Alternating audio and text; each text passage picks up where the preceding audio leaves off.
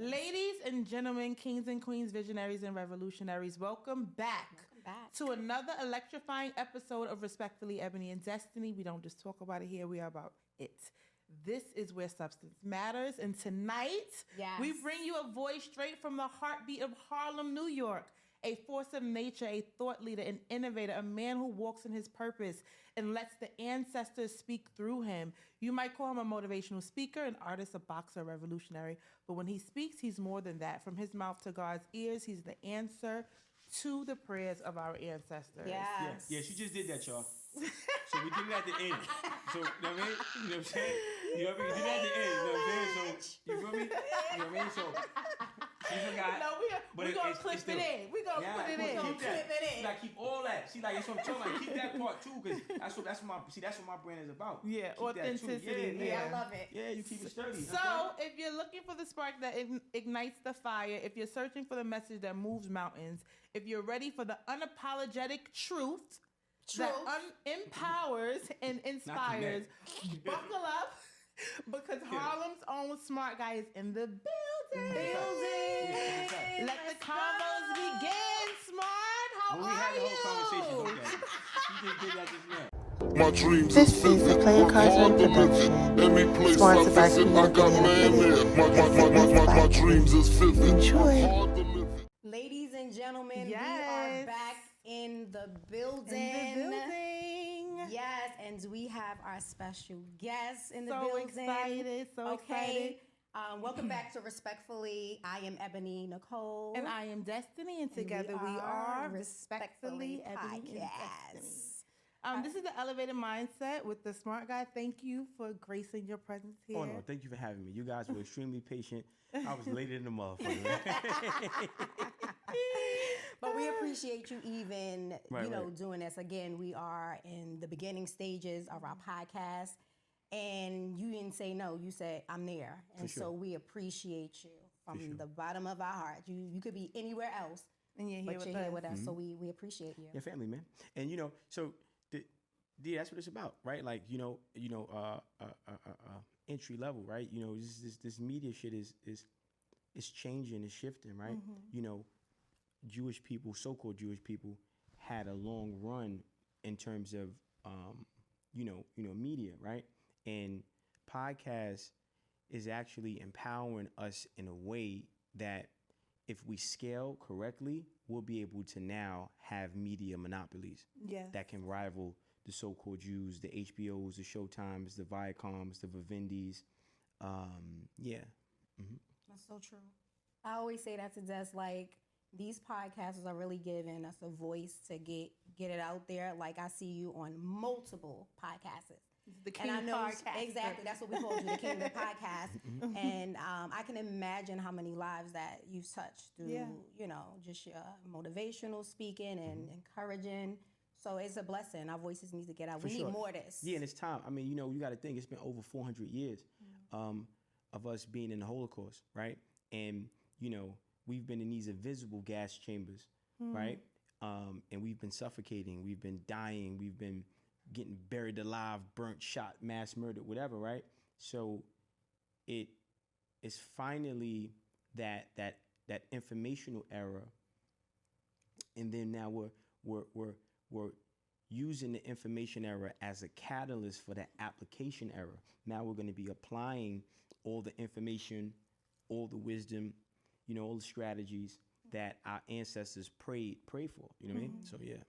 I understood the power of podcasting, I want to say 2017-ish, and I curated my own platform and started podcasting 2019-ish, and Ebony and I were supposed to get together and start it then, but we actually did our own thing. So we're a bit seasoned when it comes to having these conversations. Right. It was during the pandemic. It was during COVID, so the conversations were taking place online, live, and we literally taught ourselves how to stream live, restream, use YouTube while you're going on live and multiple different platforms. But it feels good to be able to do this in person. Yeah. And at one point, I felt like it was oversaturated, so I took a hiatus. But I'm back now so that we can have people like you on our platform who just share so much wisdom. Yeah, I mean, and remember, this is the entry level. Yeah. Now it's about scaling. Yes. Everybody that does a podcast has to learn how to edit videos. Everybody that does a podcast That has part. to understand how to use lighting and sound. Yes. Right? And then we have to create our own unions and coalitions, right? And now we start to have streaming services and, platforms that we own, that, we have to give our content a place to live. And it lives on a platform that we own, and then once we have our own, platforms, our own streaming services, now we can scale up even more to purchasing our own satellites. Yeah. We have to think about outer space. We have to think about, like, this is something that we've been conditioned to believe that is out of our reach, because the white man doesn't want us to, reach our full potential. Our contributions to this planet is second to none, right? We're the fathers of life, scientists of civilization. We were the first people that God created, right? We created psychology. We invented math. We invented aerodynamics. Thomas Edison didn't discover the fucking light bulb. Right. Right? Alexander the fucking fake. The fake, not the great. Yeah, there's nothing great about him, right? Nothing great about him. Fake. Right? Alexander the fake. Right. He discovered a room in Egypt. It was called the Room of Light. And our ancestors were able to use stones and capture light inside pyramids and have it look like this. Yeah. So we already had, We are the a innovators. source of, of light without utilizing electricity. We also invented, aerodynamics. The Wright brothers wasn't the ones to discover it. So when we understand who we are, now we can start setting our goals based upon the past contributions of our ancestors. And in the present moment, we can supersede them and create some shit that seems like it's out of a fairy tale. Right?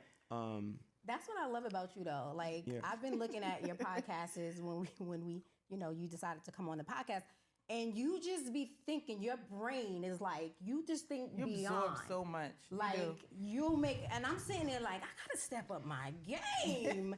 We thinking we out there, we grinding, and we pushing, but you just allow your viewers and people that listen to you think beyond, like we can do. For sure, you know absolutely. what I'm saying? I love that about you. And then the last point, and I'm gonna piggyback what you said. But the last point, after we start getting satellites and stuff like that, we got to purchase our own cameras. We need a black B&H, right? A lot of these cameras come from B&H, right? So we're not making the technology. So we have to actually make the technology as well, right? So own the digital, own these digital monopolies, but then also own product monopolies. So that's going to be building factories in Africa. This is what our future looks like, right? And we don't realize that we're generation reparation. We're the beneficiaries of all the imbalance in the universe, right? Malcolm X couldn't see this day. Martin Luther King couldn't see this day, right? Khalid Muhammad couldn't see this day. Huey P. Newton, George Jackson, like Sada Shakur, like all these freedom fighters that we had, they died for us, to have an opportunity. They say Jesus died for our sins. They died for our liberation. They died for our success, right? They died for us to be successful. They died for us to have an opportunity to create generational wealth, right? And generational wealth is your living expenses times 4, times 12, times 100. Yeah. That is the actual goal, right? Your living expenses times 4, times 12, times 100. That's one generation of wealth. And then when you divide that number by 7, those are different streams of income that you're going to aim for. Listen, hold on. Do you guys got your pens and pads Notepads? out? Okay.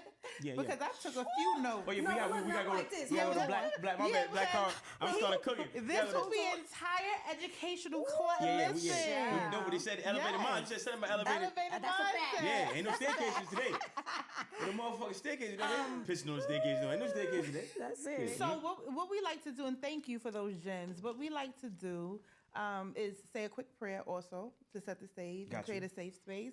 But it was on our hearts to just say the serenity prayer. Wait, so no. I had a feeling you was going to have a pushback. No, that's an AAA shit. The NA Saved My Father. So I have a personal connection. No doubt, but let me tell you something. A personal connection with Let me tell you serenity something. Let me tell you something. Your father's father is the true savior of your father, meaning God. And then the God vested inside your father is, the thing that is going to be the sustainability, right? Now, my mantra is this. How you think creates how you feel. We were gonna get to that. I got jumping you, that. but I ain't want to. Look at the quarter of the day. Can we guide this a little bit? Yeah, I didn't want to do. Can we guide this? I didn't want to do serenity prayer because. Okay, so tell us, educate us. What's the pushback on the serenity prayer? Because that's good to know. Because, I can change everything and anything in my life with the correct repetitive thought subconsciously. I love that. And I'm grateful that God has given me an opportunity to have the internal resources to think positive, repetitive thoughts. I am aware that yesterday is gone, tomorrow has not come. I only have the moment, and I will be present and grateful day by day, second by second, minute by minute, hour by hour. But every hour that goes by is a chance to turn your life around. So an hour is a lifetime filled with second chances, right? So I'm grateful that I have that. And when I pray and I ask God intentionally, strategically, right? And you don't ask with tonality. You ask with emotion. You ask with tears. You ask with cry. You cry out. You cry out to your creator. And when you cry out to your creator, your prayers, every prayer gets answered. And then through the answering of the prayer, you find healing. These are spirits. These are demons. These are things that attach themselves to you in the disguise of an addiction, in the disguise of a vice, in a disguise of something that you do recreational. These are spirits and demons. And when you understand the recipe to cast those demons out, which is prayer and repetitive thought, you will be new. And you will be reborn. And you control the motherfucking ovaries in that process. So was there a pivotal moment where you were intentional about pushing back on the serenity prayer? Absolutely. When was that moment? I was a kid in a drug program. I was a kid in a drug program. And this was back, I shot somebody and I got caught with some drugs. I'm selling drugs. At the time, I was like 12. And so the older guy's like, yo, where you from, man? I'm like, what? I just pulled out, started shooting. Wow. And the guy was like, the guys that knew me on the block, couldn't believe it, but I knew what it was because I was too young. I wasn't from over there. And so I ended up getting arrested like 2 weeks later or whatever. How old were you? I was about 12. Okay. And I go to court. And the judges, they're asking me like, they didn't catch the gun or whatever, but I got caught with a bunch of drugs because I was still hustling out there. But they was looking for the gun. The guy didn't tell on me, but they was looking for the gun. And when they caught me, I think I had like 24 grams on me or something. And I told them I get high, I use this shit. Like, right. OGs had told me like, if you get say caught with drugs, so you get less time. And then I went to court. I ended up in Daytop. In a Daytop program. I've heard of Daytop. I went to Daytop. And in the Daytop, I had to do this drug program. And these people came in and they were saying this prayer. And it just felt like you was brainwashing me and conditioning me. Really? And it was the serenity? Because I didn't like that first part. Oh Accept the things I cannot change. Fuck you mean? I could change whatever. I'm not jacking none of that. Change whatever. Yeah. Except what? You're always an addict. Fuck you mean? I'm not even an addict, but I'm sitting in the group and I'm looking at the people like, yes, my name is Rob. I am an addict. Yeah. Understand how Europeans create institutions and theologies that condition us for destruction and limitation. Do you know how powerful I am?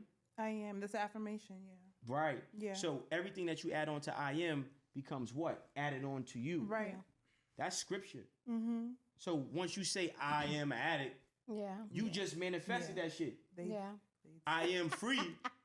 I am happy. I am blessed. So I am wait, grateful. You get it from your dad? So I triggered you. Sorry, and I apologize. No, you didn't trigger me. No, you are triggered. No, I'm not triggered at all. No, because remember, so the purpose of my brand is this. Like I want to bring awareness. Yes. And a lot of times.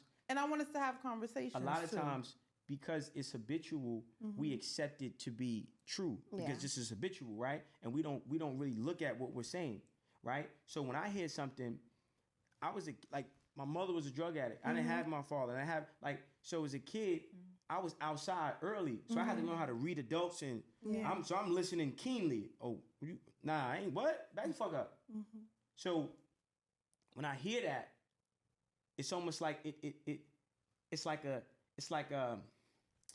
feels like somebody has the old medieval times. Yeah. I got my drawbridge up. I'm at the castle, and the army's pulling up, and they're trying to shoot the cannon at the. Feels like something's trying to get in. Got it. Right. I can change anything. Right. If I accept the things I can. What? No.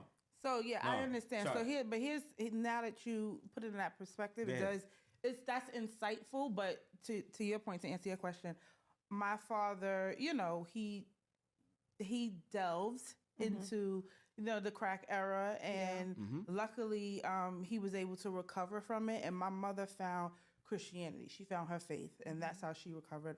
And my father found Narcotics Anonymous.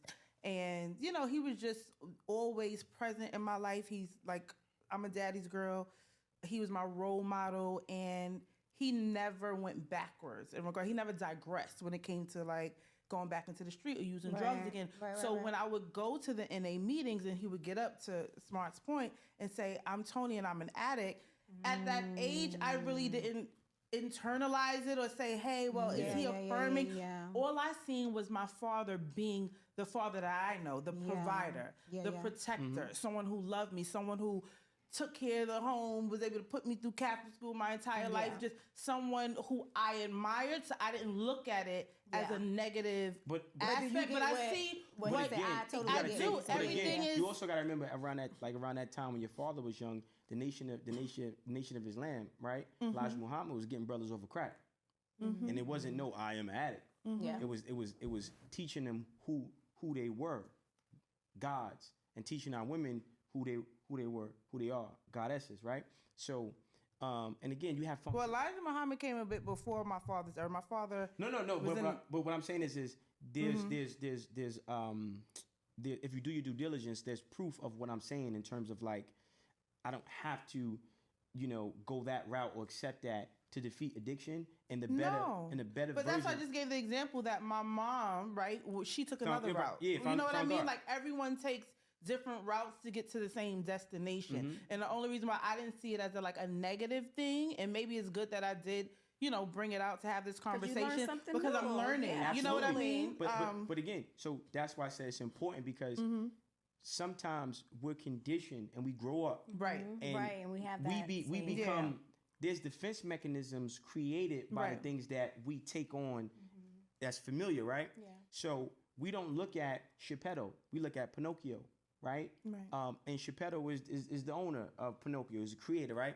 And the strings are 10,000 miles high. So we're not as a culture, as a collective, we're not realizing that, the government put crack in the hood, the government put the guns in the hood, the government put these bullshit religions in the hood and the practices, the government put these so-called drug programs in the hood. You're giving out, what are you giving out needles for? Make it make sense, right? You're giving out needles, right? Like, come on. So, you can't expect, we're the only group of people living in the land, we're the only group of oppressed people on this planet living in the land of our Holocaust, still expecting the people that put us in the motherfucking Holocaust to be our friend and be concerned with our safety and our exit strategy for getting out of the Holocaust. So-called Jews had to leave Germany. So we got to understand, we have to denounce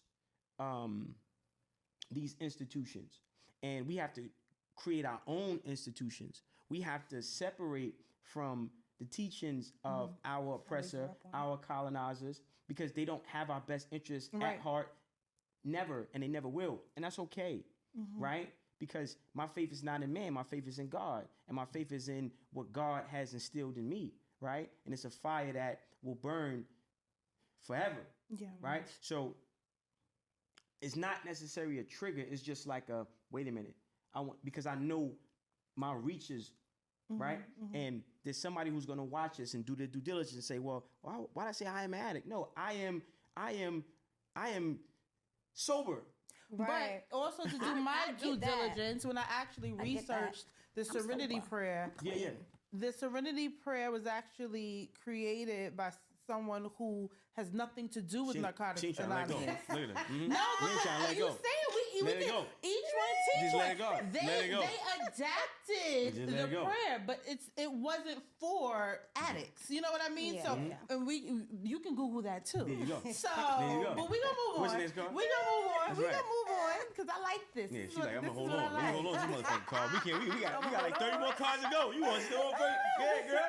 Yeah. All right, so when we have guests on, we also want to break the ice a little bit, play a game, so we could just shake off some nerves if they're present. I ain't know.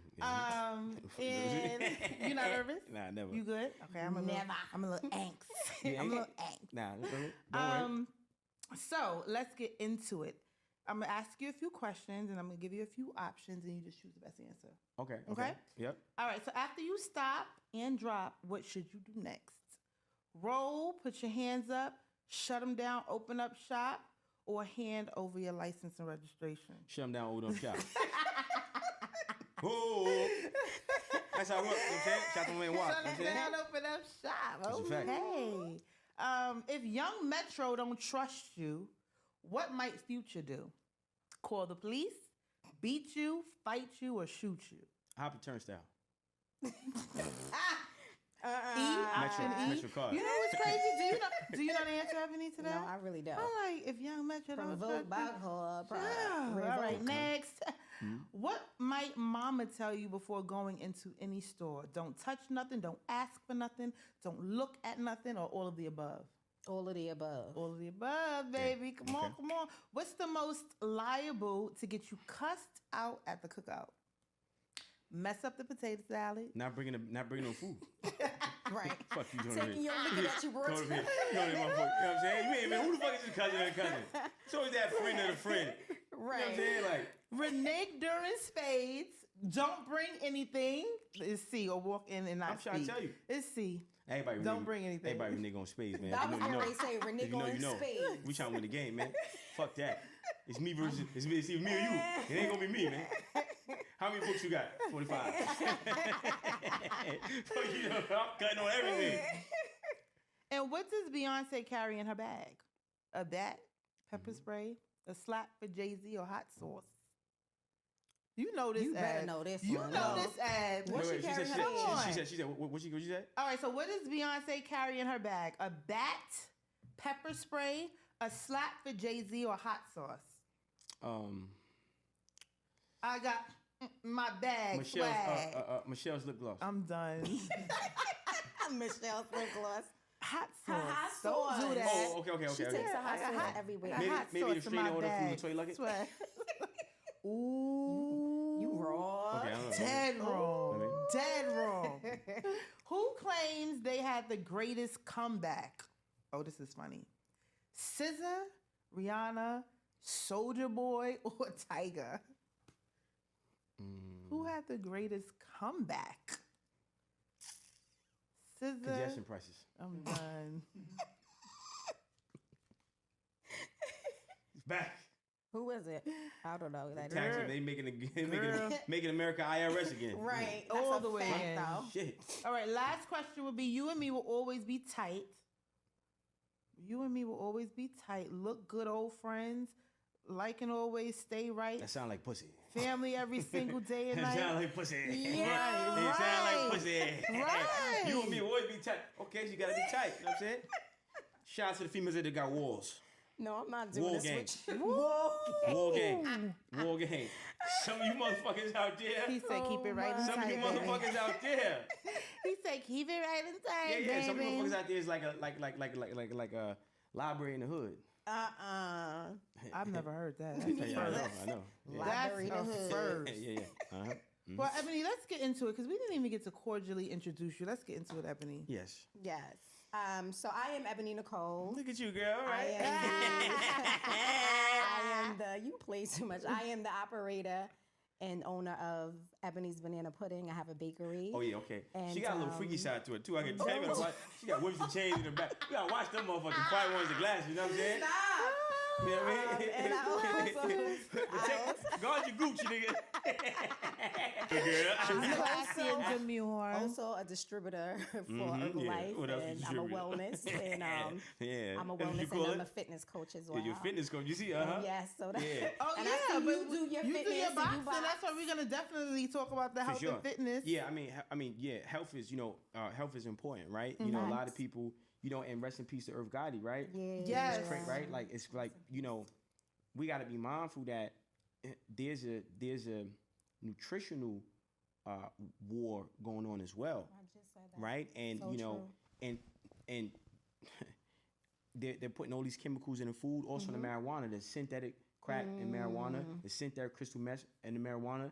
There's a synthetic heroin in marijuana, and there's synthetic prescription pills in marijuana that creates schizophrenia, autism, bipolarism, cancer, heart attacks, not including the fucking amphetamines. That's right. Like, so we're being attacked on so many different fronts. It's very important for us to be aware. Every person that looks like us has to have situational awareness. And you got to be mindful of the foods you put in your body. That's a fact. Right? And Read the your importance labels, of fasting. please. Yeah. The importance of fasting, the importance of meditating before you eat, and praying and asking God to guide you, like being intentional with your ingestion, right? Like, I'm asking God to guide me and protect me from things that I can't see and things that I can see, right? And that's important, right? And getting in tune with and getting away from the doctors, like like we have to Holistic approaches. Dr. Sabi's diet, right? Sabi. We can Yeah.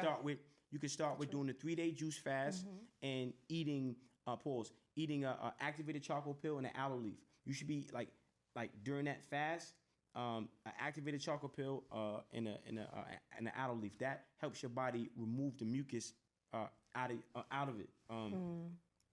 Yeah, so yeah, I mean, health is important, and kudos to you for being dominatrix. Stop playing. He wanna play. Yeah, I always say that. She got them Angela Bassett teeth. You gotta watch that. You gotta watch them ones. Yeah, I know. You know what I mean? Yeah. Younger body. You seen Wait Takes Help? Yeah. Yeah. What? Yeah. What I did know. you just say? Oh, so when you take sale, you be Angela. Oh, Yes, she Yes, would. that's my girl Yes, she would. too. You That's, don't see- you that's don't top see it? 5 too. Angela's top 5. Yeah. She's top 5. All right, so Okay. a part of our platform also is to introduce our brands. I also self-published and wrote a children's book. Oh, look at you over there. Ebony, can you Look pass at him you the book? over there. Yeah. Can you pass him a book, boo? And I don't want to distract. Look at that. So yes, I self-published How much and is wrote these? a children's book based on my family How of much is 5. $17.99. You can find it on www.ironmandestiny.com. I'm gonna buy one of these from you. I was gonna gift you. No, one. I'm support you. I'm saying, Thank you. So I guess make I couple would. dollars. Make couple dollars. You're gonna die. Yeah. So what I would say to you is, when you see Mama's Baby, Papa's Baby too, is there pushback? Is it pushback on that, Smart? Or what do you take feel? from that What title? do you take from the title? Because I know it's a controversial title. Mama's baby, and Papa's baby too. No, But I know it is a thought-provoking title, so I was intentional about the title. So what do you feel when you hear Mama's Baby, Papa's Baby too? Tell us. Tell the world. Well, hold on. Give me a second. Sorry about that. Specifically the title. Yeah, hold on. But yeah, it's definitely inspired by my family of 5. Literally, that's my apartment layout. So I work with the illustrator hands-on. And it's just about dispelling gender roles, right? And encouraging the fathers of this generation who are stepping up, although so many of us may not have had different roles, whether it's mother or fathers in our lives. So how does this make you feel?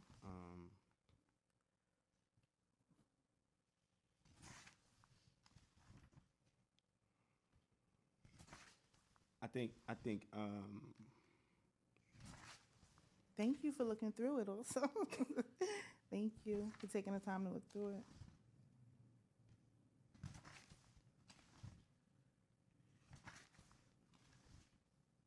I'm working on my second book. Yes. It's done.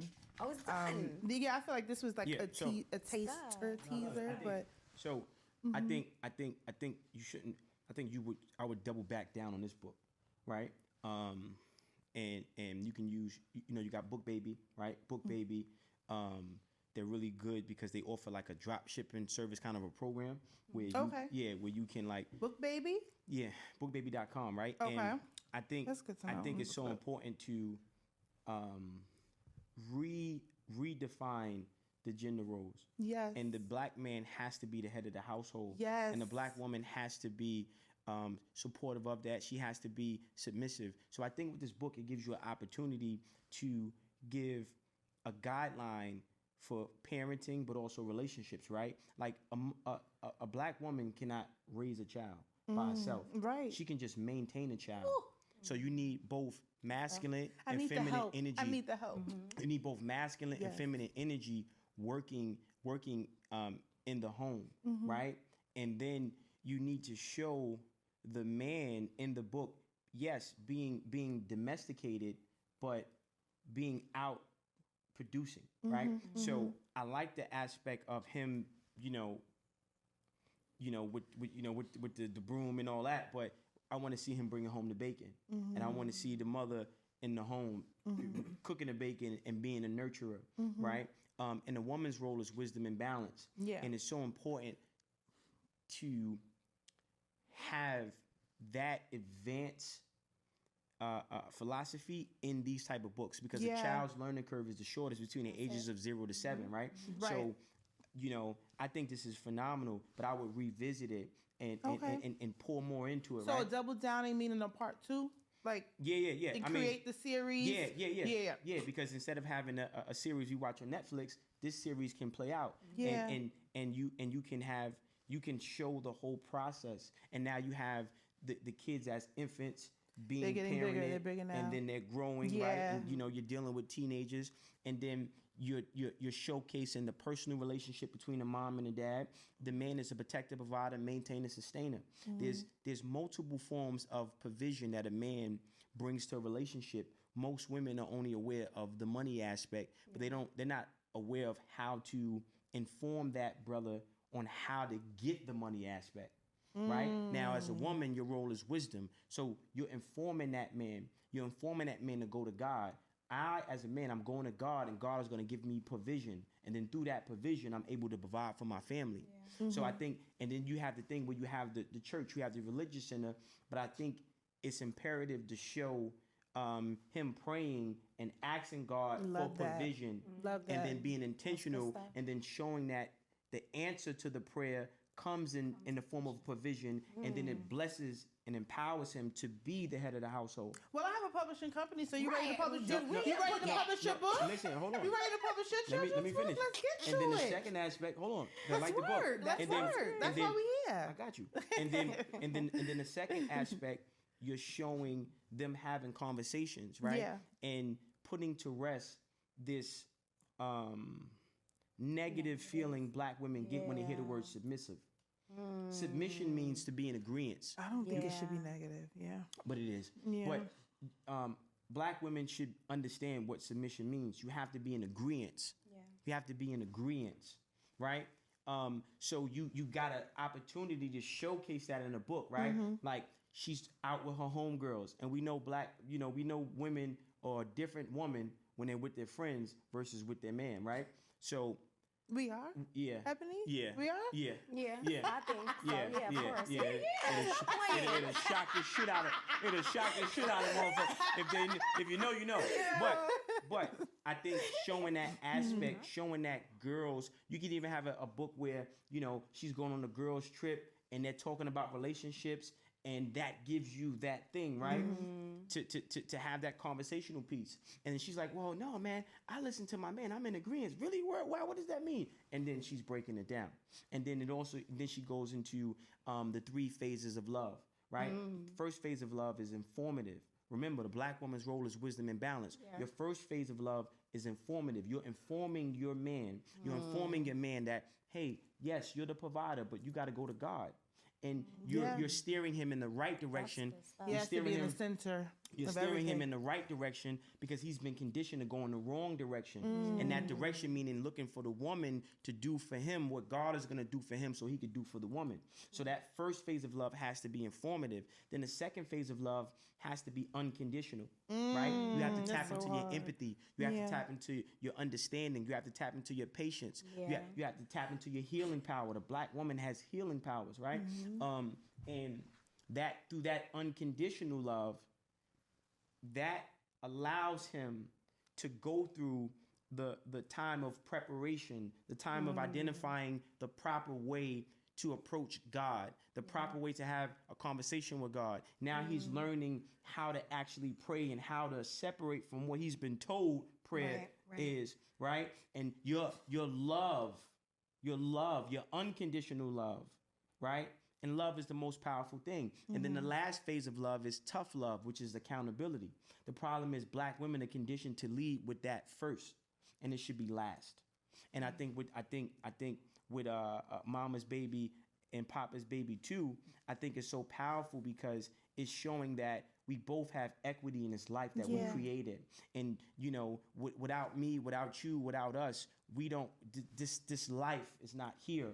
And it took our internal vehicles to be the transportation for this child to get to this world. Now the love and the collaborative effort that the family has allows this secures this child's future. Yeah. Right? Because and I love the fact that she's looking up to the dad, right? All the eyes are looking at the man, right? And Black men have to be celebrated, not tolerated, right? And if you don't have a man in the house, right? If you don't have a man in the house, you're a single parent mother, maintaining a daughter, not raising a daughter, right? Yeah. You're maintaining a daughter. She doesn't see you with a consistent man in your life. So how can she use that as a point of reference for the consistent man she needs to have in her life? Yeah. If she doesn't see you being nurturing, patient, right, loving to a man, when she gets older, how can she fuck you, nigga? She's tougher than, right? Yeah. So you're already destroying a future generation that hasn't even been born yet based upon your lack of knowledge. And I think what you're doing here is so powerful, and what you've done is so powerful. It's so important, and I would double down on it. I would make it more advanced. I would reach out to people who are animators and stuff like that. Yes. Start making little short clips. I would take an online course. In animation, and you need to learn the skill sets that's gonna help you scale more faster. Yeah. Right? Because the skill set puts you on a vibration that's gonna attract the other skill sets to help you grow it, right? So you learn how to shoot, but you don't know how to edit. So you shoot and you can't edit. But then when you learn how to shoot and you know how to edit, maybe your edits are not perfect, but someone that knows how to edit go, damn, girl, I like what you're doing. You need some help, right? So somebody might see the animation and only one arm work. Hey, how you doing? Hey, you ain't figure out how to make both arms work. Another thing, they have a website is Upwork. Like I've researched it where you could find animators. Yeah, you go to Fiverr. Fiverr illustrators. But you want to learn. You want to find your help once you help yourself. Right.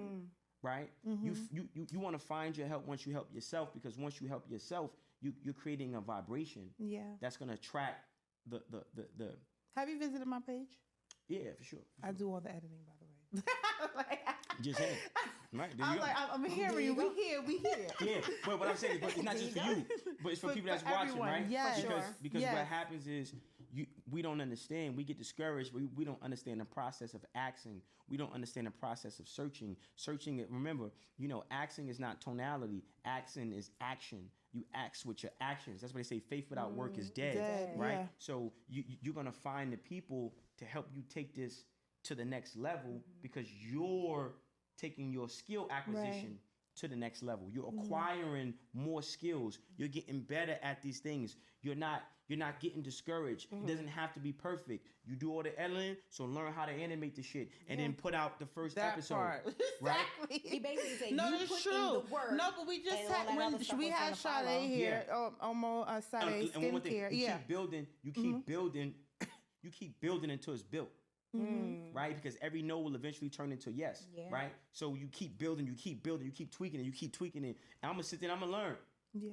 Fuck it. I'm gonna learn. Animated? Okay, cool. How do I? It's a website called pluralsight.com. PLURALSIGHT. There's a website called lynda.com. LYNDA.com. It's a website called udemy.com. That's UDEMY.com, right? These are all websites. Then you got Fiverr, you got Write LinkedIn. that stuff down, guys. Right? Yeah. So you Write all that stuff down. No. Yeah. Go ahead. No, I was explaining even with Ebony, the first episode we had, she was like, what inspired you? First and foremost, I was going to initially pay someone to publish, and he wasn't taking submissions because the submissions were closed. It was COVID, but he had a guided template on his website. And at first I was like, I don't have time for this. I don't want to publish it myself. Yeah. But it was empowering. And after I digested it, I said, no, this is a power move. Yeah. People, there's so many doors that people love closing, don't want to, there's gatekeepers. Right. They want you to pay for everything. And he was giving me this for free, giving me all this information for me to just, to your point, But DIY, do it myself. But the gate between the person seeking help and the keeper of the gate is skill acquisition. Yeah. Yeah. See? That's it. It's just skill acquisition, right? And you have to suppress and overcome the uncomfortability that comes with skill acquisition. Yeah. And you have to be fucking stubborn. You got to be diligent. You got to keep poking. It's like, it's like the insanity concept, right? They say what's insanity? You do the same thing, expect different results. You got to be insane when you're an entrepreneur. You got to do the same thing over and over again and expect a different result, right? And commit to it and saying, like, I'm taking, like, listen, I wouldn't have stuck on this. Me, if it's some bullshit, I'm gonna pivot to the next thing.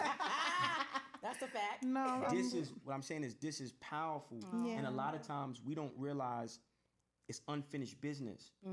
It's not time for another book. You gotta read. You gotta right? And then you say, okay, let me go on peerspace.com. So we did Book Baby, right? We did Book Baby. Book Baby was the other one, right? We did bookbaby.com, right? Signed up for the program. I made the book look more aesthetically pleasing, right? Now the book is better, right? I got more context, more content, more, and then you might have little side notes on the side that, hey, if you can have support groups or numbers and stuff like that on the side of the pages, so parents, if they need help, they can, right? And QR codes. Right, and there you go, right? Things. And it's like you start upgrading, and then you go on peerspace.com and say, hey, I'm doing my book reading tour, right? I'm doing my book reading tour. Yes. You do 10 or 5 book readings, something small, and then you read the book and you break down the importance, and you break down each page in detail, right? And you add more value to the actual book. Books will never lose value. Right. You did some tour, right? You did like little book tours and people came out. I've done events. Don't lie. No book tours. Don't Yeah, lie. I'm She not went, gonna lie. that little quiver. That little quiver. That little quiver. No, it was like, Cold in here. I'm like, That little Tina Turner. That little Tina Turner. don't. Yeah. Hey, I'm Tina Turner because it's cold in here, y'all. Yo, no. But listen. I'm sitting here crazy. Books never lose. Books never lose value. Just Right. people's awareness of the value books hold. That is what Right. the law says, right? So Yeah. you're gonna scale that, right? I love that. I mean, seriously. I Thank love you. that. Ebony stuff, usually good stuff, has good like stuff. her treat set up, her banana pudding, velvet cake, at and you, yes, so she does her But no, I said, events. and she's like, you getting your treats. I was coming from out of town, so I was like, no, probably smart though. He eat healthy. He a boxer. Yeah, we gonna yeah. have some Yeah. more. And wait, so Yeah. tell Smart about your 21-day challenge that you Oh yeah, so promote. every 3 months I do a 21-day challenge. I encourage the viewers and friends on social media to join me. How many Via people we Telegram. have? Probably like 20 females, and they'll come in and we'll do challenges. You've had about 4 or 5 cycles already. Yeah, 4 or 5 Yeah. cycles. Oh, okay. We'll do challenges. Everyday challenges. Every about day different we put in workouts. recipes. just teaching them how to learn and read, like ingredients, like you said, what we're eating is killing us. Yeah. And so we had a good run for 2-3 years with the 21-day challenge. Oh yeah, that's the part of the wellness. The we definitely. wellness. And she facilitates. Yeah, we definitely should partner because I got my 12-month. I got my 12-month plan. Let's talk about that. Yes, and I did hear it. Yeah, so month one is negative speak fast month, where you go 30 days not saying nothing negative, right? And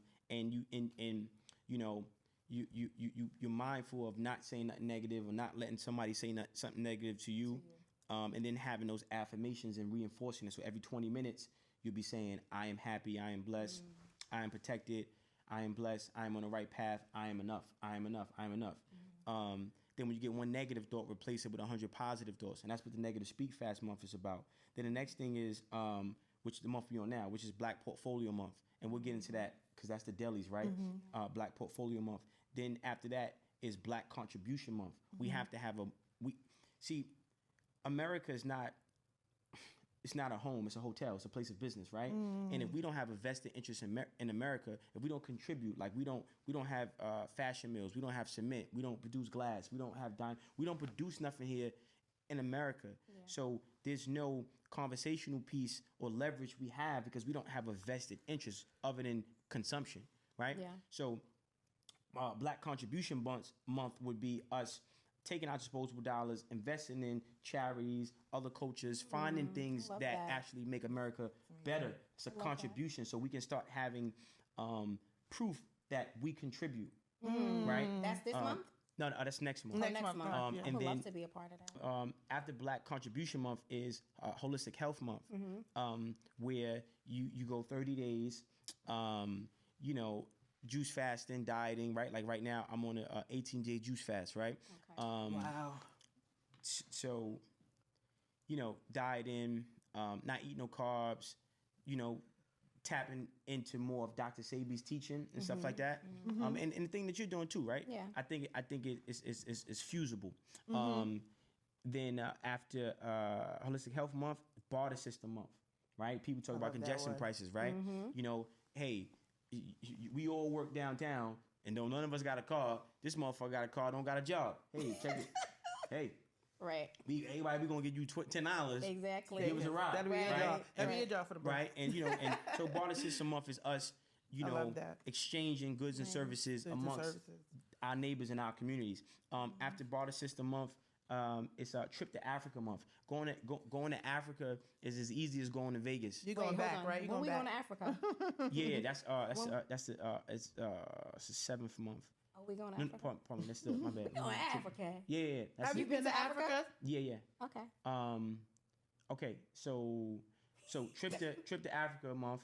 After Trip to Africa month is Separation Month, where we go 30 days not talking, not doing business. No social media?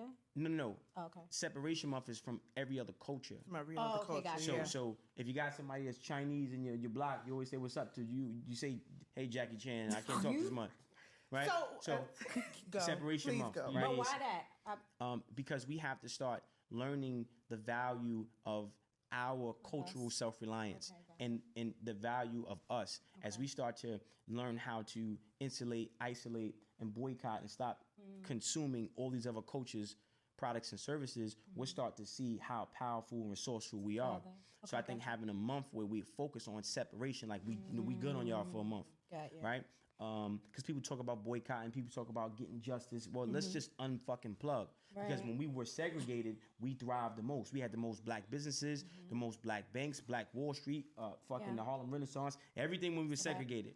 Yeah. So there's power in segregation. There's power in us separating from them because, Europeans have historically shown that they don't have our best interests at heart, and it's not in their nature to do right by us. So if we separate from the person that is playing fucking weird fucking games with us, we just might start to transcend to a better space faster.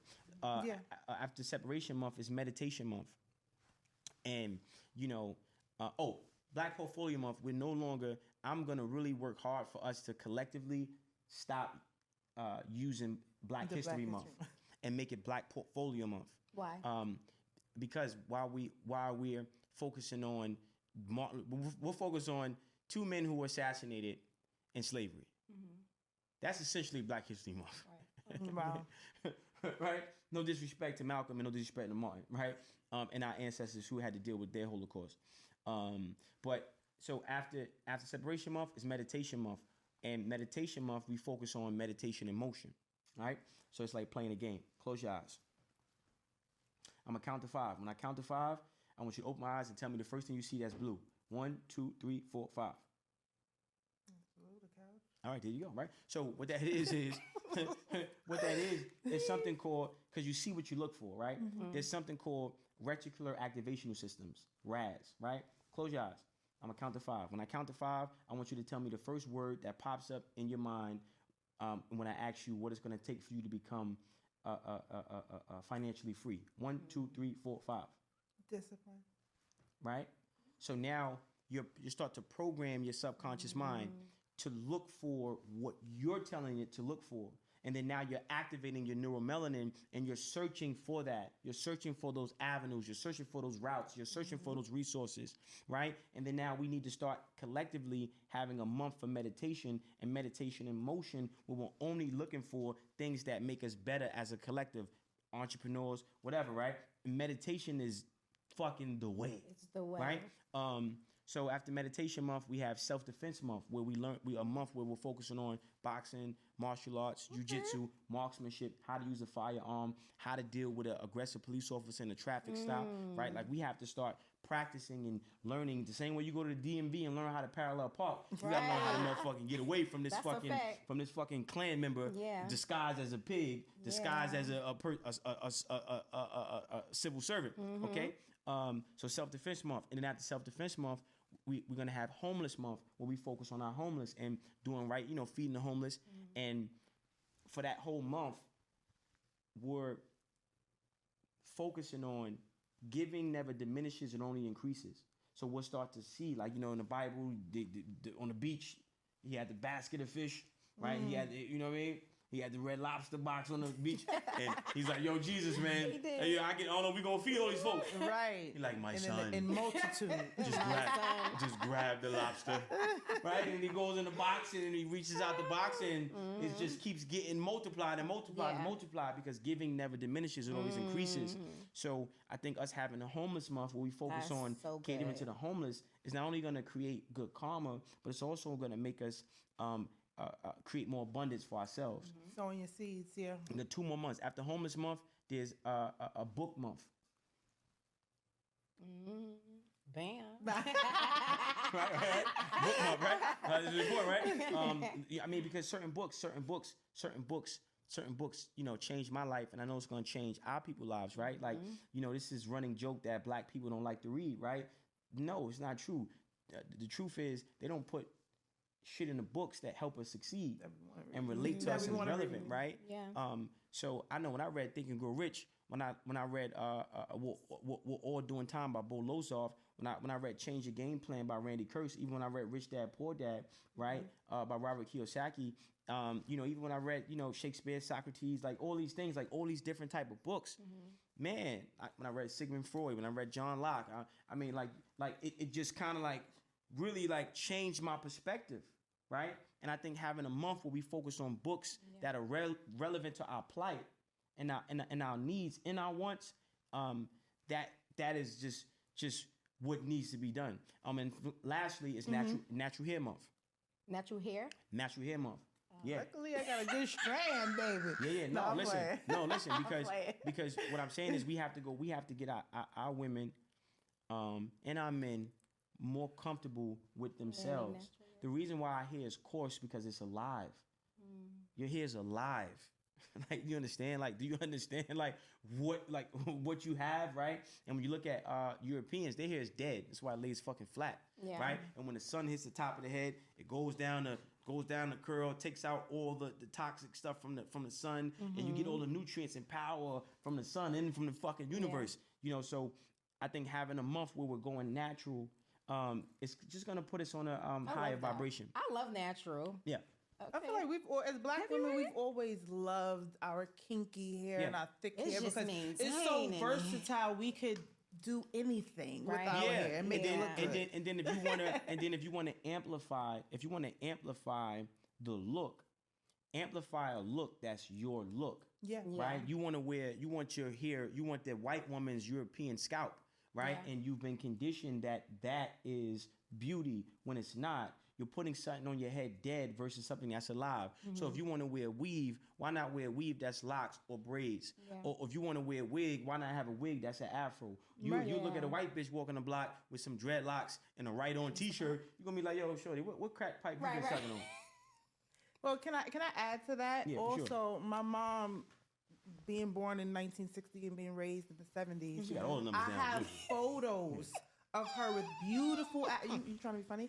Beautiful afros, right? Yeah. And then when I think about the history and the trajectory of the Black Panther movement, that was a symbol of power, though. Right. That's Our right. hair was a symbol of power, which is why they want us to The yarmulke, transform. the afro That's a fact, is right? our yarmulke. Yeah.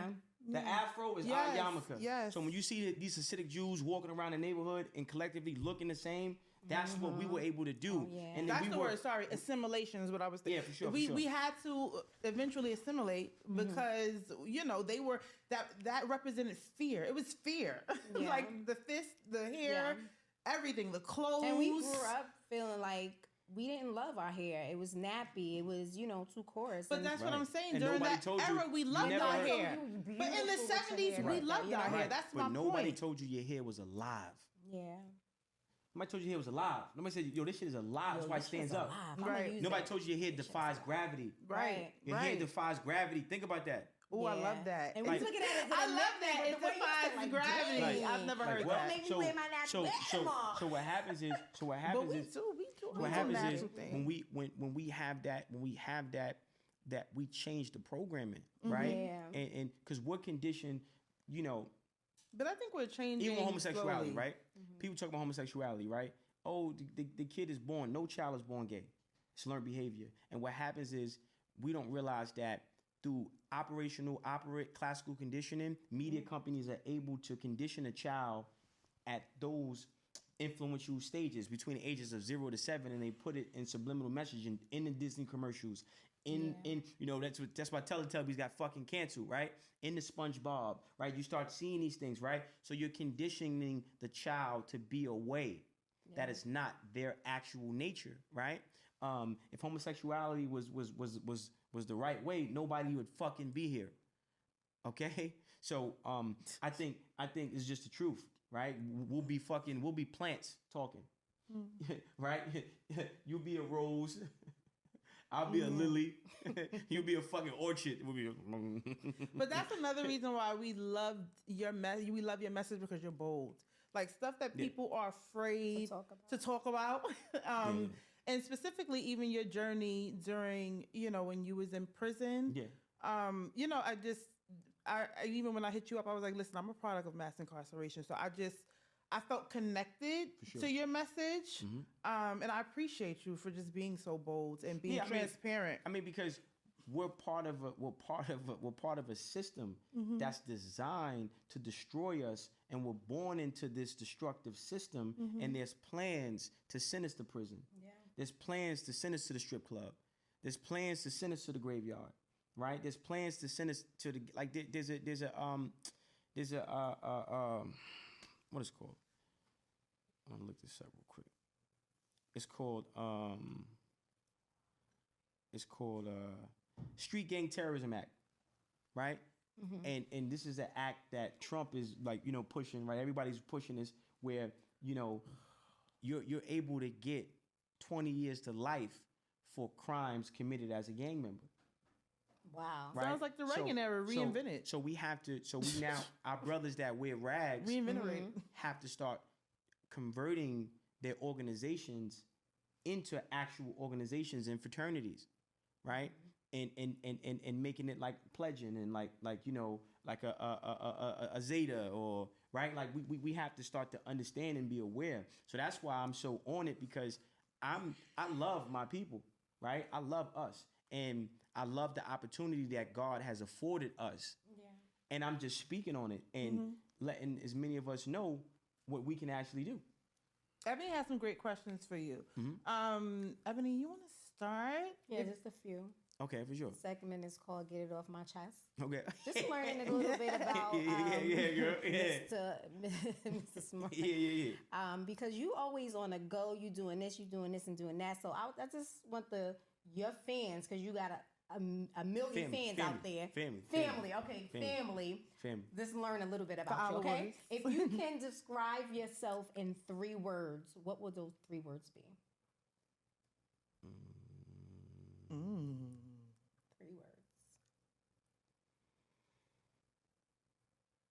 Good question. You stumped him, Ebony? Right? Is he stumped? Is he is on the course? smart guy? Curious. No, Curious? Curious. Yes, I see that.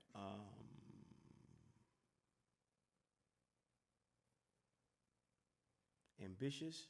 And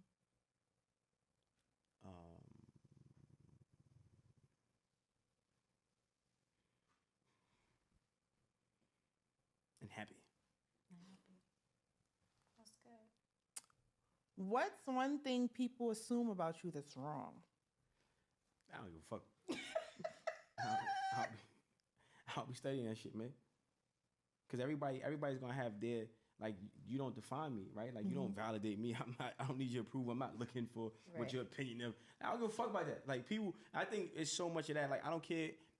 Listen, I would be doing this if it was no cameras, if it was no Instagram, if it was no nothing. I've been talking like this shit for years. Right. So it's just so happened now that, I'm going viral, but I don't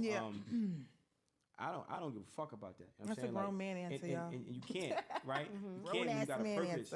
And not just for me, but for people who can understand the question and why I'm answering that way, right? Like when you're on a mission, you can't. You can't worry about. I'm not worrying about. I'm not worrying about your perceived image. I'm worrying about the image that God created, and I know the image that God created me to be: scientist of life, the original man, the father of civilization, right? I'm what the ancestors prayed for. So I'm not concerned with what you feel like. You can't decipher, give a definitive, description of me. And whatever you feel doesn't matter. Like what you drink don't make me pee. That part. You know what I'm saying? Word. Well, let me just say this. Noted. I'll say the next question, but I want to say this real fast. What made me really love his heart is I seen him do a YouTube with this young fella, and I'm sure you remember. And he got on your live, and I guess he wanted to meet you and ask you a question. Cartier. And when I say Cartier, when I say Smart poured into this little boy, I couldn't even stop looking. I'm just like, I'm like, your heart is tremendous big, and I've learned, and I don't even know you, but the energy I felt from that is, and I get it, like, just even we, inviting you here, we was like, yo, he ain't answering us back, it's really gonna happen. But that video made me, when you went to see that little boy, like, he follows through on his word. It might not be when you want him to, but he gonna follow through. And so that was so dope to me. I was also going to say, thank you. It speaks to your integrity. Absolutely. Like even the conversation we had before, the podcast, and before you gave it a green light, the fact that you're here based on that conversation, it just speaks to your character. So yes. Kudos to you. Thank you. Flattery will get you everywhere, guys. Go get it, No, it's serious. No, because time is valuable, and people in this industry are snakes, and they can't be trusted. For sure. And I've seen you also on other podcasts talking about, like, even on the Math, half a podcast that went viral. Like, it's just so many things that's going on now in the industry. But that's why that question you asked, I answered like I don't give a fuck about that, right? Like I'm like we have to be present, we have to be in the focus. Like our energy is what the devil leverages, right? And our attention is what gives the devil access to our energy to attack us, right? Our attention. Right? So if you pay attention, right? I'm paying attention, so I'm buying some shit that's going to destroy me. I'm going to pay attention to something that benefits me. I'm going to pay attention to God. I'm going to prophesize prosperity. I'm going to make sure that I'm prophesizing prosperity over my life at all times. No, I agree. I'm not allowing no invisible, energies or entities into me. If there's no enemy on the inside, no enemy on the outside can ever do you any harm. It's an African proverb. So when we start to understand like how important it is to focus and how important it is to be laser focused and block out the noise, right? And you don't block out the noise with your ears. You block out the noise with your work, with your action. This is not something you can't hear. And that's why it's important for us to be excited about our opportunity. We're in the times of David and Goliath. Right? We're in the times of David and Goliath. Technology is the slingshot. The rock inside the slingshot is the equalizer. But we're in the times of David and Goliath. Technology is the slingshot, but the rock inside the slingshot is collaboration. And the collaboration has to be horizontal, not vertical, meaning peer to peer. The guy behind the fucking board editing right the fuck now. It's like, yo, dude, just don't be pressing fucking buttons. Be invested in what the fuck is going on. Be invested in the information. Be invested in the content creators, and then do back deals. Hey, look, I can help you guys edit some other content. I can help you edit your content for your Patreon. We can scale. Give me some equity. We gotta work together. See, a lot of times it just be parasitic approaches. But listen, my brother, you've been given that mindset from the European, the colonizer. We don't do business like that. If you look at Africans, how do Africans, my brother, can you hear me? How do Africans eat their food? Together. Right. With their hands. How do African Americans eat their food? Separate.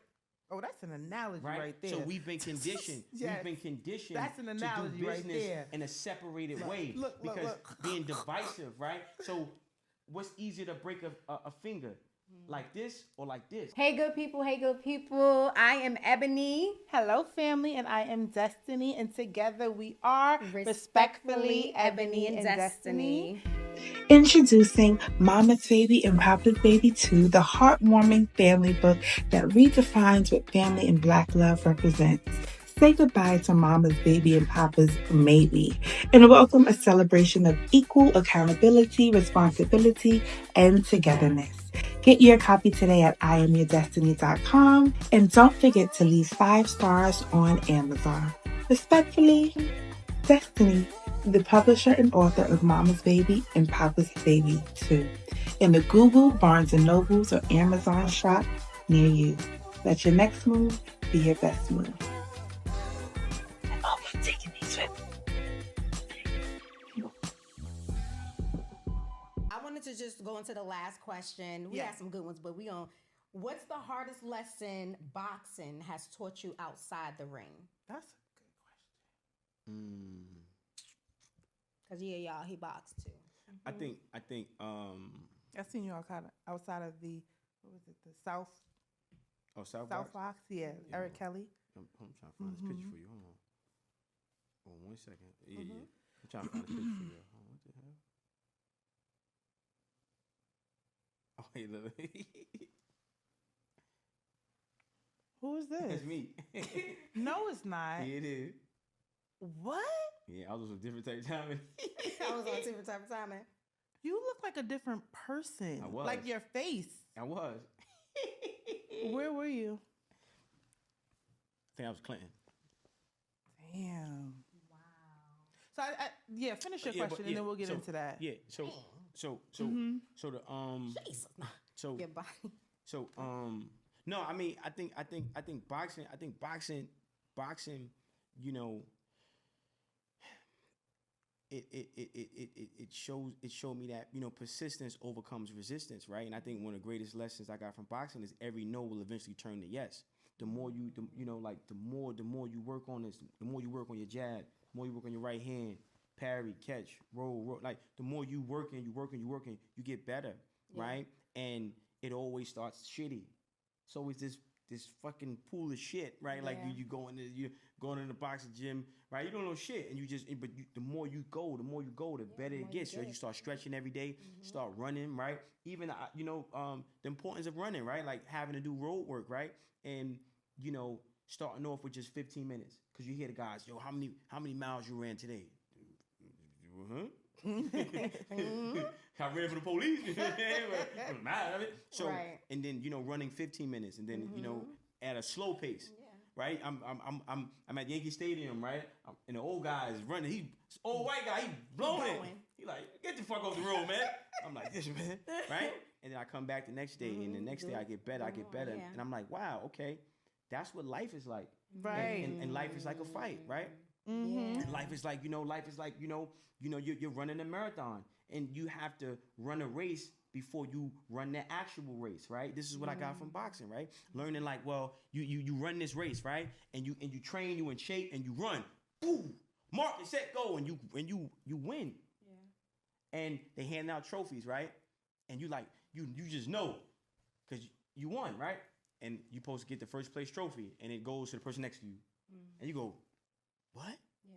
You go, what the fuck? What the fuck? This is some bullshit. Right? And then you get arrested. You get locked up for disorderly conduct, and the cops take you to jail. You doing some time on Rikers Island for punching out the guy handing out the trophies, right? And you're in the training. You're like, you know what? I'm gonna win this next fucking race. And for the whole month, you're drinking fucking bath water and eating bagels, training, right? And you get out of jail and you go back to the race and you run the race and you woof, woof, woof, woof, woof, right? And you run even faster. And now it's time to get the trophies. Right. Okay, first place goes to him. What the fuck?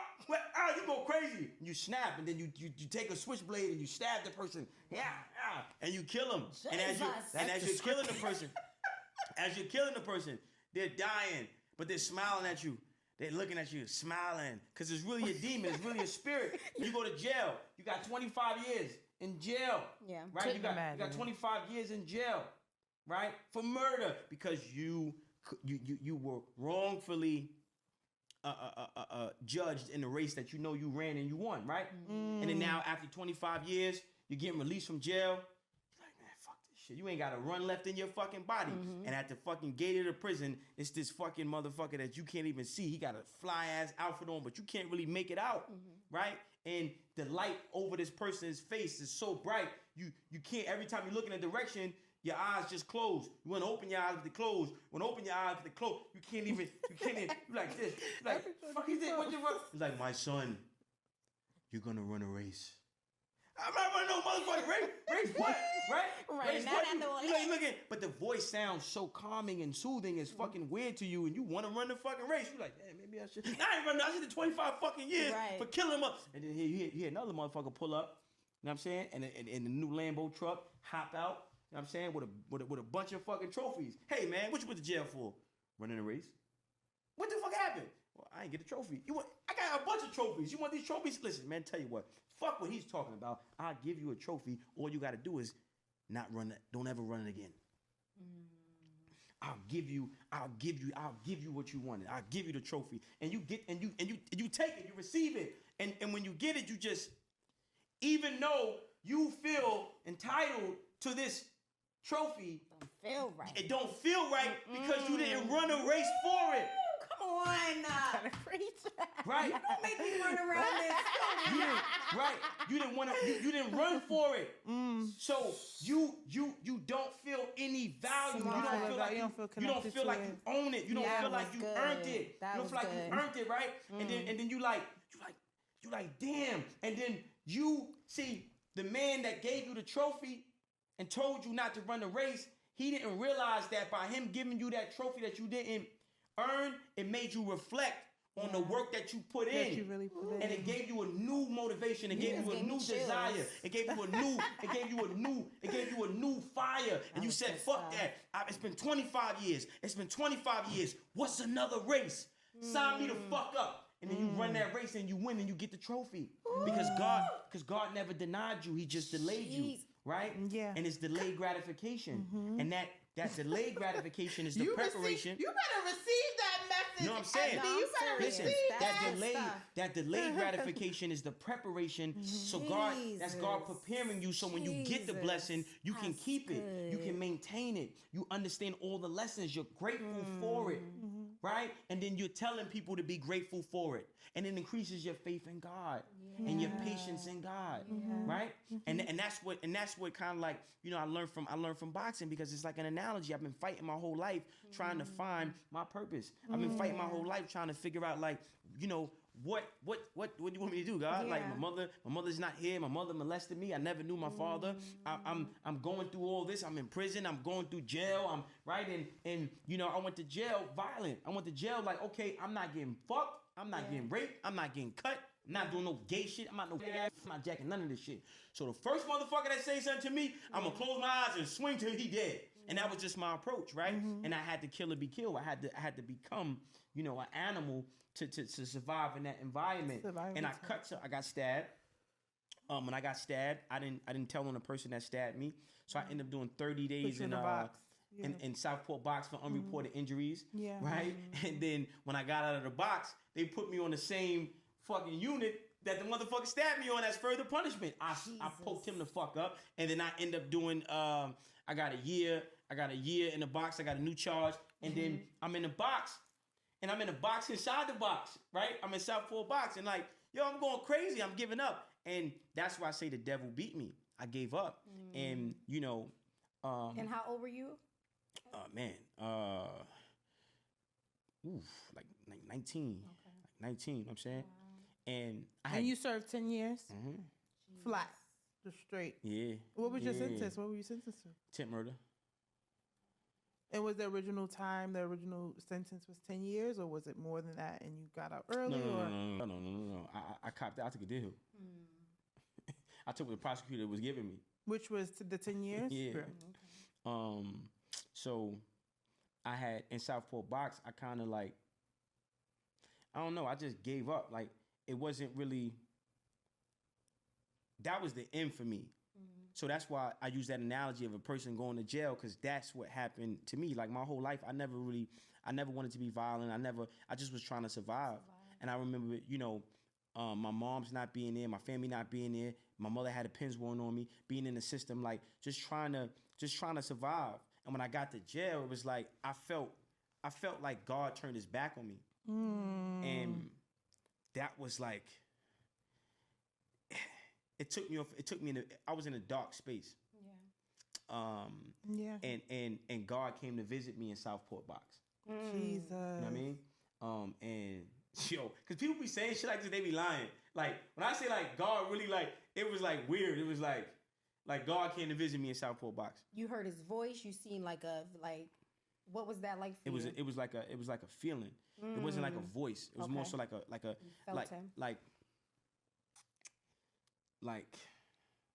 can I say? What's a good analogy? It's like if your eyes is closed, right? And like you could feel a presence, right? But you can't see it, you can't hear it, you just feel a presence. You could feel. You ever been like eating and you look down and you look up and somebody looking at you, you feel motherfucker. It's like that's how it feels when God, like, it's like a presence, and you feel it. And then I cried, and I became so desensitized in my life that I've never cried. Wow. So I was literally crying when I felt the presence. It made me cry. Ooh. And it scared me because it was like, how am I? It was like I'm trying to, like, what the? It was like God had the faucet, like my eyes got forces, and God just turned the faucet, and I'm like, yo, what the fuck? How am I? It was like, yo. Then it scared me. It went from like weird to scared to feel like, then like, oh shit, this you, right? Wow. This is you. Yeah. Like, oh, this is you, right? Right. Wow. And then I began to ask all those questions. Right? Like, you know, why my mother this? Why my father that? Why? Then I started getting revelations. I started getting premonitions. I started seeing, like, my future. Like, God was showing me things, like, and it was the weirdest thing. Like, it was like deja vu, right? It was like I'm seeing places that I'm gonna be, and now I'm homesick for places that I've never been, right? Like and God is showing me, and he's showing me my life. I'm like, oh, that's what I bet, right? And that's why did he show? saved you. I don't want to cut you, but did he show you this? Like your voice, you're all over. You're motivating people. People are really. Well, I can't tell you the details. I can't tell you the details. You know what I'm saying? You know. I've had an encounter with the Holy Spirit. I wonder if it's. I know it's a different type of presence, but that's real. Those. I mean, those connections. Yeah. That's why I told that story that way, like saying, like, okay, look, you know, what's another race, right? You're trying to, right, like, and then you're feeling that you have to run again. You're feeling like it's something internally that's telling you, no, you got to keep going, even though you don't want to keep going. And then when you start to keep going, you get these wisdoms like it's like you're downloading shit from the Apple store and it's going in your mind. Oh shit, we either stop or keep running. The finish line don't move. So you mean to tell me the progress that I've made matters, still counts, right? I just miscalculated the miles in the marathon.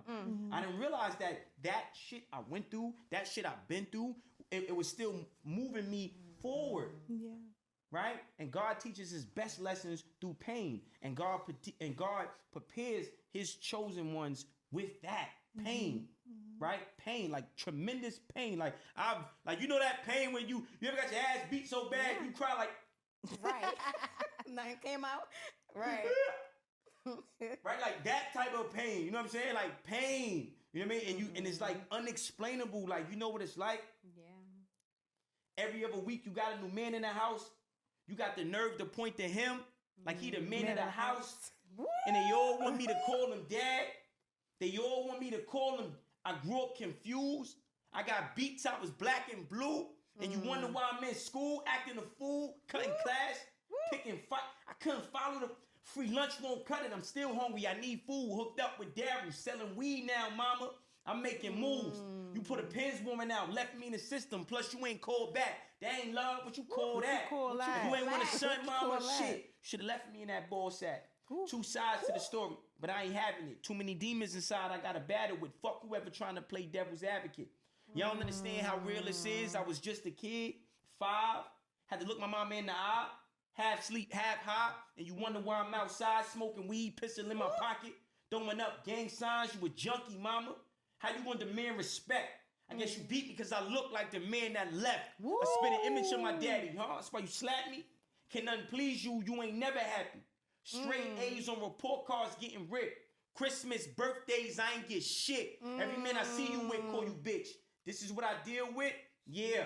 This is what I deal with. Sometimes I feel like a motherless child. Sometimes I feel like a motherless child. It feels like God cursed me and my brothers. Because all I do is suffer. And the pain came from my mother. A rose won't grow from this concrete. Roots getting pulled out. Petals getting stepped on. You came home high.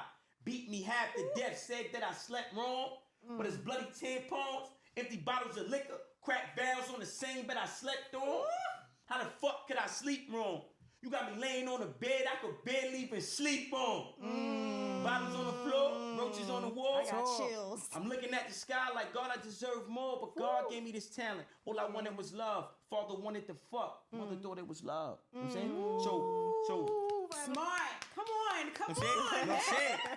I'm saying that was, Jesus, you know what I mean? man. That was, you know what I'm saying? So, You stood on us like that. you know what I'm I saying? got chills right, that right there. Yes. Was that the song we just listening to? That was no. That's the We that's Gotta Live with Motherless Child. something else. Was Yeah. another Motherless Child. freestyle. That's Motherless Child. Jesus. That's Motherless Child, Yeah, y'all. but- The hit. but- Motherless Child. But that's what I mean about saying like, Crazy, but that was man. my life. Like that wasn't a rhyme. That was a memory. But rap is Story. rhymes and poetry, Yeah, so but I'm it's saying it's like- therapeutic. some- no, yeah, I'm saying what some people try to make shit sound cool. No, Right, that's but that's therapeutic real for life you. for you. It's therapeutic. Now, since You you write broke, in I your try to put it back story. together.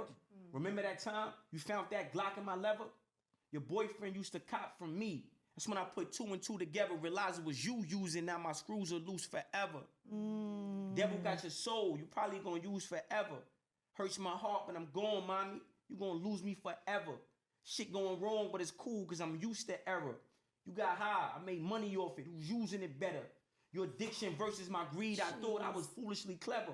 Didn't realize the karma that I built up would have me at odds with the universe forever. But it's hard when you broke and you trying to put pieces together. Father Time got knuckles on your door. It's now or never. That's why I'm hopping on the plane when I see a change in the weather. My summer times are better. My summer times forever. Yeah. You know what I'm saying? Yeah. So you know what I mean? So we go through these things, right? Like we go through these things for a reason. Yeah. And God makes you survive even when you want to die. To realize that reason. Like I wanted to So die. valid. Like I wasn't strong enough. I wasn't strong enough to fight that battle as a kid. I'm strong enough now because of God's preparation, right? But then, hell fucking no. Yeah. I'm like Elmo versus the Hulk. Yeah. Who your money on? But you do realize that you're one of a kind. Like, what would you say is like I'm the one of our kind. ratio? Yeah, One but of what would our you say is the kind. rate? I love that. What would you say is the ratio of, men who come out and experience what you experience We all got and the ability- are as successful and confident as you are? Yeah, You know what? Like, I've seen so many other men just on the other side of things, so it's refreshing to see Yeah. someone I told you who flattery gets you everywhere, survived. right? Oh my God! I'm so serious. Hey, stop pouring whiskey in my First of nipples. all, I know he's first of special. all, trauma is real. Oh, yeah. And the shit that you talk about But- is but- we laugh and joke, Right. but the shit drives people crazy, But- insane, and so but you- many but you people don't gotta- survive what you survived. But healing is real as well. Yes, Healing is real. yes, but you have to Right? be willing to seek the healing. So, Right, and go through and go through the process of healing and applying it to your life. I don't think I'm one of a kind. I think I'm one of our kind, right? Yeah. And our kind is God and goddesses, right? Yeah. Our kind is king and queens. Our love kind that. is fathers of That's civilization, scientists of life, right? Like it's well, us. that's because you have a community mindset. Yeah, yeah. I called you. You was kicking the we want to get you on the show, but you like this is what you got to do. You got to have He wasn't giving us game. And we was like, He wasn't yo, giving us game. really- So many and people you took don't have time that. and said that to us. Yeah. Well, can For I sure. ask a question? For sure. Right. I know we gotta wrap it up. And we're gonna Gerard wrap it said up. we Yes. gotta wrap Yeah, it yeah, up. You give so much of yourself mentally, emotionally, and even spiritually to inspire and uplift. You give so much of yourself. Right. Right? All around, mentally, emotionally, spiritual, you inspire and you uplift others. I want to know, how do you decompress? Like, how do you recharge so that you won't burn out? Affirmations. I'm enough. I'm enough. I'm enough. I'm enough. I'm enough. I'm enough. I'm enough. I'm enough. I'm enough. I'm enough. I'm enough. I'm enough. I'm enough. I'm enough. I'm enough. I'm enough. I'm enough. I'm enough. I'm enough. It's 20. I'm enough. I'm enough. I'm enough. I'm enough. I'm enough. I'm enough. I'm enough. Where's your mirror? I'm enough. I'm enough. I'm enough. I'm enough. I'm enough. I'm enough. It's 40. I'm enough. I'm enough. I'm enough. He really uses a mirror, y'all. He's playing. 50. Half a year. I'm enough. I'm enough. I'm enough. I'm enough. I'm enough.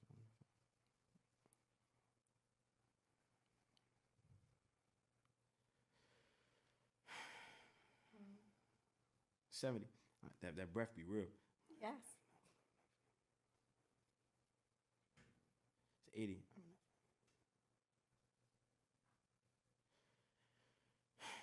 I am enough. I am enough. I am enough. I am enough. I am enough. I am enough. I am enough. I am enough. I'm enough. I'm enough. So I'm replenishing, right? I'm replenishing, and I am enough, right? I am my replenishment, right? I am the glass in the water, right? And I had to learn how to pour into myself, and God gave me the ability to create the agua, baby. So that's what it's about, right? I had to learn that because I didn't have a mother, I didn't have a father, I didn't have people to. So I had to learn how to internalize and turn to self. And when I turned to self, But I listen, realized that you're human, though. I know at some point you're like, yo. what you talking about, man? You listen, you doing 100 things. We see it. You trying to project? No, listen, no, because that is me. Yeah. But I mean, What's that? What's that acidity? What's that shit you said? Infinity prayer? What you said? Serenity. Yeah, I'm changing. You, you need one person or maybe a small Yeah, what's team. your you have a manager, but who's on your team? You have a team? Who's What's your Y'all pointing at me, team? man. Who's your team? Because I do believe just that told I you. need to create my team. Yeah, G-O-D. You know what I'm That's saying? a fact, though. No, he's my that's a fact. father. He's who I pull from. That's But, all you need, you know, though, right? even Jesus Yeah. had disciples. Who's your team? No, so now what I'm saying is shout out to Dev Jeter. It's my manager, my business partner. Okay. But I mean like I mean that for real. Like that's not a fake thing. Like I healed myself. I just Yeah. like look, man, like like mama getting high, daddy friend fucking her. Mama getting high. My mama, daddy friend fucking her. She praying, asking God, why that man keep touching her? Forced to wear a smile when you want to frown. Hard to go to school, look your teachers in the eye when you want to die. Got blood in her panties. Her period ain't come yet. Forced the mother, don't see a daughter, just another check. Yeah. Had 2 abortions, told the doctor she gonna keep the 3rd. Kicked out the shelter with a baby, now she on the curb. Word. That man 35. That man 35. This is your diary. She was only 12. Going to church in search of heaven but finding hell because the preacher want to fuck too. Whoa. Jesus. She get molested by the one she look up to. Her mind frame and her heart is like, fuck you. Because it's hard to go to God when the preacher want to fuck too. She get molested by the one she look, right? So you know, like I've seen, what hell manifested on earth looks like in terms of a dysfunctional family. And, I've also seen God's ability to heal and transform. Yeah. Right? I was 12 years old, suicidal, right? Drinking Devil's Spring. I was an alcoholic at 12 years old. Right? Like I wanted to die. Right? Like I don't have those thoughts anymore. I just had God. I had a prayer to say. And I asked it in my way. Right? You gotta stop letting people tell you your prayer. Now I'm praying, hey God, what's the fuck is up, man? That's what I tell you, Dad. That's how I talk to God. Hey, like, God, you gonna have to do that right now. That's how we all pray. Yeah. So, Thank you. Thank you. Oh yeah, so don't forget, how you think creates how you feel. How you feel becomes an emotion. That emotion becomes a vibration. The vibration becomes a magnet that attracts things to you. Okay? Also repels things away from you. The Deli Project, it's about we're building delis and corner stores. Right? We're closing out, right? Yeah. So the deli, the deli makes about between $84,000 and $700,000 a month, right? This is a very lucrative business that we need to start looking into. So this is Black Portfolio Month. Yes. And my Instagram is @thesmartguy_. My number is 917-907-3687. Yes. I'm building, and we're getting ready to start creating a black deli franchise. Crazy. Yeah. I see that. Yeah. You know what I mean? Call me the chocolate Ray Kroc. I see that. I want to pour into you before we end it. I want to pour into you. Yes. And I know you said you pour into yourself. But I see, and I ain't no prophet, no evangelist, but God got so much. No, God bless me to sin, I can't change. I'm going to change. See, you don't take things serious. Anything is a comedian. Because listen, because if you don't feed me, you can't starve me. Oh, fuck out of here. I learned that from a kid. You can't feed me, you can't starve me. I'm 5 years old. This was my story. Like, them raps was my life. I'm saying? It's a diary. I'm 5 years old, going to the fucking supermarket trying to eat. The security guard take a liking to me, so he let me rock, give me a sandwich one day. I'm coming back the next day, he give me another sandwich. I come back the next day, yo, my man, you ain't no more sandwiches here, champ. If I don't let you feed me, you never have the power to starve me. Don't pour into your motherfucking self. I'm cool on that. Don't do that. I feel like you was pouring into me when you was giving me. Of course, but listen what I'm trying to tell you. So you gotta be able to receive it too. It's just me though. Okay. It's just me. Listen what I'm saying. It's just me, and I'm always gonna be me. So there's people that need to. The reason why I do that, it doesn't mean I can't receive it. I just don't allow it, and I don't prescribe people to utilize that as the primary source of replenishment. It can be secondary. It can be third. It can be fourth. The primary replenishment has to be who? Has to be who? You. Say it again. You. Say it again. Jiggly wiggly. You know what I'm saying? Say it again. Right. So what I'm saying is because a lot of times, like, and I'm gonna tell you why, right? And I can receive it, right? And I know you got great intentions, but I remember being in a group home. I remember being in Aurora House. I remember being in these outreach programs and people coming in trying to get the photo out, and I'm really sitting there like this, like, hold on, everything. Okay, yep, I can do it. I can be great. Yeah. I'm 11 years old in a group home like this. Where I can be great? Really? And then you never see that cocksucker again. Yeah. You like, what the fuck? Where he at? I get it. I understand. Where's the double back? I let you feed. I'd rather starve. Fuck you. You know how is it worse to give me a bottle of water when I'm thirsty and never see you again? Or show me how to get my own water so I can drink forever, even when you're not there. Yeah. But I think also reflecting back on African tradition, like when Sade was here, like just even the things you were saying about us reaching back into African culture and our tradition and understanding our lineage. But you gotta set the table. You gotta set the table for poor. Right. You gotta set the table. See, and this is what we're kids, your community. We're not the people from your group home. I deal with kids, right? We're your community. But what I'm saying is, village. I deal with kids, right? Yeah. So I don't start. It's phases I go through with kids, right?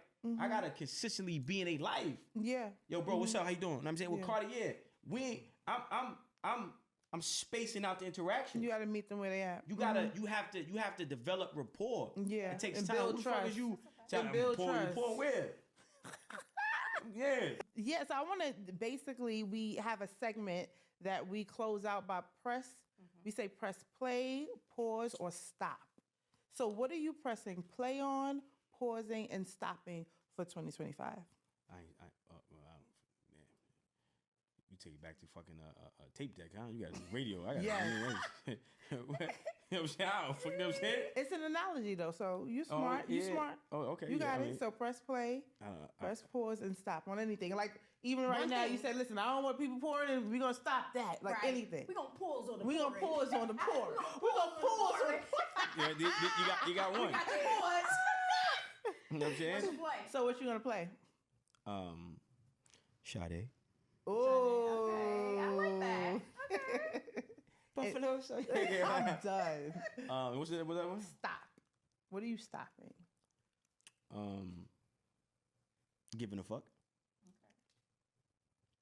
about other people's opinion. Right? Like you know, like we gotta build. Like we gotta build. So you know what I'm saying? Like I'm laser focused, right? And remember, like we gotta understand, like, you know, the enemy is clever. So it's important, right? And I'm aware. I'm aware that people watch me, right? So I gotta let them know, like, look, you pouring, but I might not see you. But we building. We No, that's what I'm saying. I might not see you. You have your banana pudding cakes. I have the books. Because what happens is, you create monsters when you do that. Motherfuckers be disconnected. That little girl that needed that motherly figure, this bitch just came to. But let me be Hold clear. on. We don't pour into everybody, right? Listen. But I understand you. No, but we I'm don't saying pour this. into everybody. This We bitch don't just invite came to everybody the here. girl group home as to get the photo op to look cool. Right. But that little girl was really holding on to what you were saying. And then when the camera go on and the camera go off, this little bitch off me. And you out. Yeah, no, we're Right? authentic. So I teach kids, I teach people who need that. Don't let nobody pour into you. You pour into you. Don't put have your to. faith in man. Self-love is the Don't best put your faith love. in man. Put your faith in God. Self-love because is when the you best love love. when you love you, God is love. when Let's you be very love you, clear. when Let's you be love very you, clear. when you love you, you love you. Listen, because it's two pieces. When you love you, you love you. The latter is the personal, the But God self-pouring. is love. The definition of love in the Bible Yeah. is God. Let's He's just close love. out. We're running out of cards. Okay? We're running out of cards. Yeah, 'cause we can keep going. running out of Okay, cards. you know what? Yeah. For the sake of time, I didn't go back and forth with you, but we gonna do a part 2. You gonna come back? Look, you like, I don't know about the part 2. You gonna come back? Yes, you gonna work on it. Thank you, Smart, so So much you for joining already gave us the quote of the Right. week with your quotes, but so I'll close it out by saying a few quotes that I like of you the best, which is if you feel overwhelmed, think about what you overcame. Pain is weakness, leaving the body. God is not denying you, he's delaying you. And the last one is you can't let desperation change your destination, temptation change your destination, and frustration You never let change your never let destination. temptation change your destination. Never let frustration change your destination. Never let desperation change your destination. Desperation. Right? that's And it. those are and That's those are it. those are the three spirits and demons Yes. that God allows the devil to attack you because it's the test on your Yes. journey. You know what I mean? So yeah, and I think again, you know, I think you know, you guys definitely have something here, right? You know, you scale it, you stay focused, right? I love the book. I gotta buy the book. You know Next what I'm time the treats, we have the treats. saying? There you go, right? Yeah, for sure. All right. Thank you. Thank you, Smart, for Smart. joining us. Make sure you guys subscribe, Yes. leave a comment, like if Yes. you like the Yeah, listen, content. you ain't Follow gotta- the Smart guy on You everything. ain't gotta get off your phone. Just gotta get the fuck off this channel. My dreams is vivid, work hard to live it. Any place I visit, I got land there. My dreams is vivid.